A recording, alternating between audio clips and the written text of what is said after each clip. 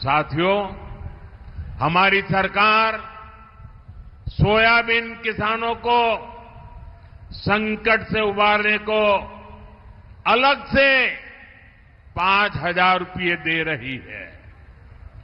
महायुति सरकार ने सोयाबीन का न्यूनतम समर्थन मूल्य 6,000 प्रति क्विंटल करने का भी वायदा किया है।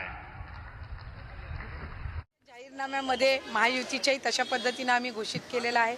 त्याचबरोबर राष्ट्रवादी काँग्रेस पक्षाच्याही आमच्या घोषणापत्रकामध्ये आम्ही 1500चे 2100 करणार सरकार आल्यानंतर हे त्याच्यामध्ये नमूद केलेलं होतं। त्याच्यामुळे निश्चितपणाने कुठलाही एखादा शब्द ज्या वेळेला दिला जातो त्यावेळेला तो शब्द कधीही म्हणजे खोटा ठरत नाही किंवा कधी पडत नाही आणि त्याच्यामुळे आम्ही म्हटलं होतं 1500 देणार आणि त्यांच्या खात्यामध्ये ते मिळणार। त्यामुळे